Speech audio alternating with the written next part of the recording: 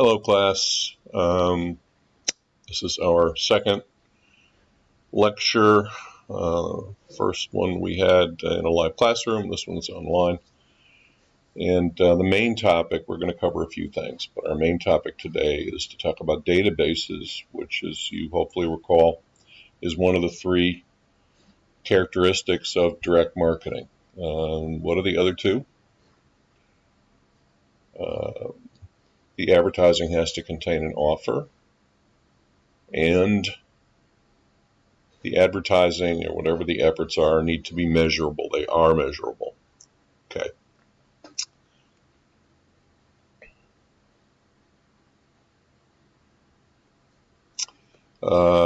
This is not actually the end of the slideshow. It was supposed to be the beginning, but okay.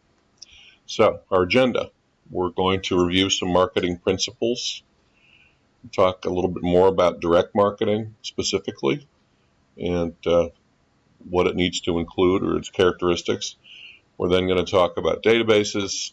We're going to talk about customer relationship management, CRM, something you need to know. We're going to touch on the subject of present value. It's part of a formula for calculating the lifetime value of a customer, or the LTV, which is another bunch of letters that you need to know. We're going to get more into it in some future lectures, where I'm going to ask you to do some calculations on the effect of compound interest. We're then going to get into how databases are used both to prospect for new customers and to build loyalty. And then I'm going to give you another homework assignment for the teams to do. What is marketing? Just think for a moment. You've had some marketing courses. You've seen some other definitions, I think, by now. What is it? And here's a classic definition from the American Marketing Association. It's the activity, set of institutions and processes for creating, communicating, delivery, and exchanging offers and offerings that have value for customers, clients, partners, and society at large. And here's one I cooked up.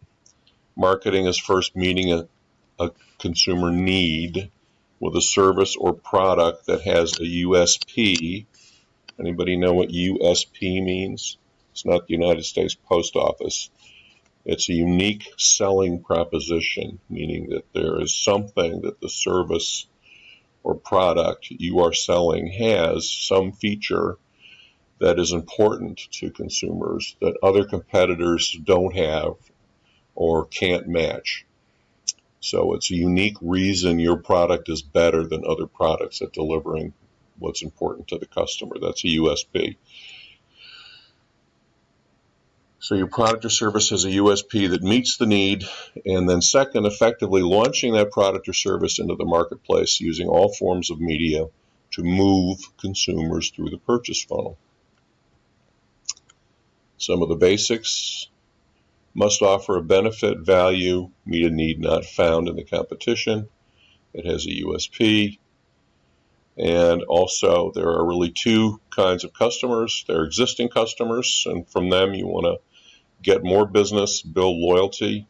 Within the group of existing customers, there's something called the MVC. So you're getting lots of three-letter combinations in today's lecture. MVC is the most valued customer. The most valued customers are the ones you make the most money on, who complain the least. They're loyal. They like or even love your product or service. They always go to you and not the competition.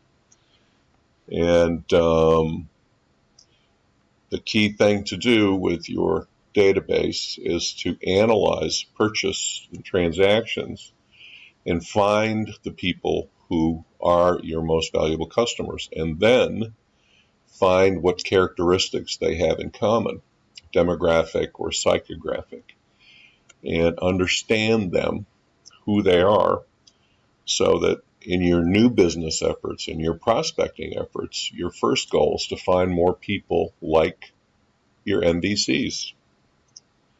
So prospecting efforts and how our database use is used for prospecting, I'm jumping ahead here a little bit. First thing is to go into the database, analyze, as I said, find your MVCs, and then they become your target for your prospects. Remember, marketing is about moving the customer to take action, and remember the purchase funnel, a cappella, from awareness to consideration to preference to purchase to loyalty to advocacy. So we're going to talk a little more about direct marketing. We already talked about the three things it has to have, but here are a few more kind of thoughts about it. Again, it uses databases. That's my air conditioning turning on, in case you hear that. It's a warm day. So we use databases so we can target individuals if we wish, or more likely, we're at least targeting segments within the database. We don't view our customers as someone who buys from us once and then disappears. We view our customer as someone to be developed and cultivated and to build their loyalty. So since that's the case, the real value of any customer is all the purchases that they make from us over their lifetime. And that's called lifetime value of a customer. So when you're assessing the effectiveness of your new business efforts, and if it costs you $100 in advertising to get a new customer, you don't just look at the first transaction that customer did. You look at their lifetime value, and given their lifetime value, was the $100 investment a good investment? So it's about ongoing relationships with the customers. We do database market segmentation, so that's the important thing. I teach a course in databases, and a big thing that we talk about is how to segment your database. And of course, the first thing you do is to find your what? MVCs, and say, who are they? And let's make them a separate segment. But there are going to be other segments in your database as well that you can identify with specific demographics or psychographics, and you're going to want to then develop communications plans and offers and emails, etc., that are tailored for each segment. Okay. In direct, we do a lot of research and experimentation. Every time an email is sent out, for instance, to a segment in your database, you're going to test alternative emails and see if they pull any better, if they get a better open rate, or a better click-through rate, or a better order rate. Your first thing to test, the most important thing in an email, is the subject line. So at the very least, you're going to be testing different subject lines whenever you send out an email. Okay. Benefit-oriented direct response advertising. Okay. Measurement of results, accountability for costs. I think we talked about that a little bit when I talked about investing in a new customer and what's the LTV of the customer that you get. But everything is measurable. Interactivity with customers on a personalized and individualized basis. Yes, so when I send an email, it's to my customer list, it's personalized by name. Multi-channel fulfillment and distribution. So it's often the case with direct. Sometimes people actually do just have